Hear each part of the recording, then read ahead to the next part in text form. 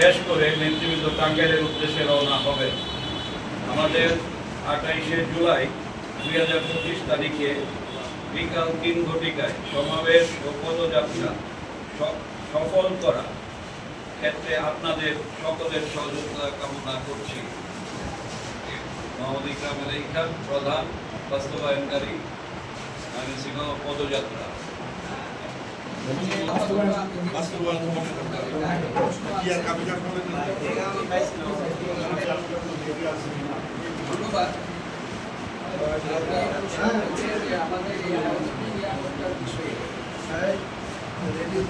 আমরা 24-এর যে গণ আন্দোলন করেছিলাম, সেই গণ আন্দোলনের একটা বিষয় ছিল যে সকলেই স্বাধীন মত প্রকাশ করতে পারে, এবং এর মধ্যে সবচেয়ে বেশি গুরুত্বপূর্ণ ছিল যে প্রত্যেকটি রাজনৈতিক দল স্বাধীনভাবে তার মতামত প্রকাশ করতে পারে।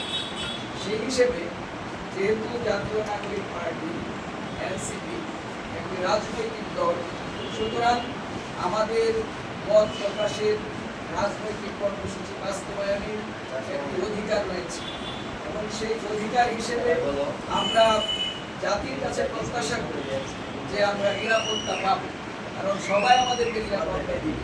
কেননা এনসিপি সৃষ্টি হয়েছে মানুষের অধিকার প্রতিষ্ঠা করে, আর সেই প্রতিষ্ঠার সংগ্রামে বাংলাদেশের সকল মানুষেরই সমর্থন আছে, রাজনৈতিক দলগুলোর সমর্থন আছে।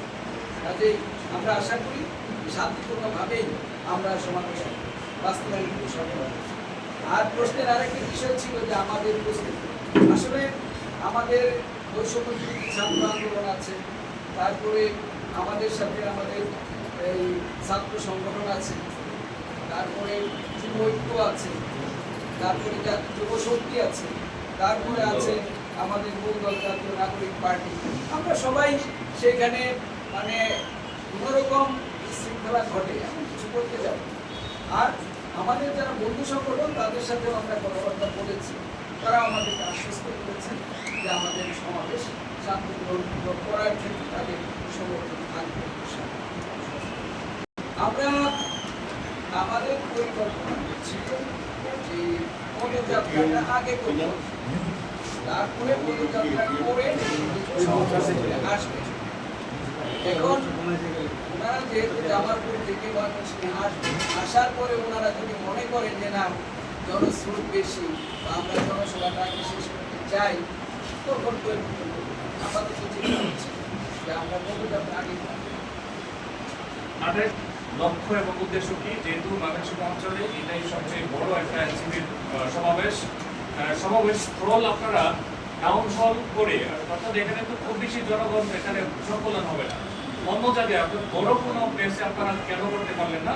আর আজকের যে সংবাদ সম্মেলন হচ্ছে এখানে কিন্তু আমাদের অনেক সাংবাদিক আসতে পারে না, আপনার ইচ্ছা করলে কিন্তু অবশ্যই বড় একটা হলের ব্যবস্থা করতে পারতেন। এই বিষয়গুলো একটু জানতে চাই। আচ্ছা, প্রথম কথা হচ্ছে যে আমাদের উদ্দেশ্য কি, জাতীয় নাগরিক পার্টি যখন পদযাত্রা শুরু করেছে তখনই আমাদের এক দফার ঘোষক নাহিদ ইসলাম সহ সার্ভিসের থেকে ঘোষণা করেছেন যে আমরা একটা নতুন দল, আমরা বাংলাদেশের গ্রামগঞ্জ সহ আনাচে কানাচে পরিচিত, এবং জুলাইয়ের যে চেতনা, সেই চেতনার একটা বিস্তার ঘটাতে সাধারণ মানুষের সাথে মিশতে চায় এবং সাধারণ জনগণকে আমাদের দলের সাথে সম্পৃক্ত করতে চাই।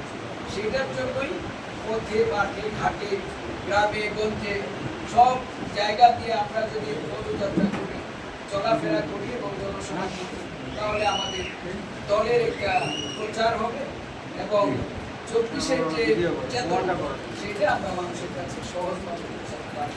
সেই উদ্দেশ্যে এই পদযাত্রা ময়মনসিংহ আমরা একই উদ্দেশ্যে এই পদযাত্রা এবং বড় জামায়াত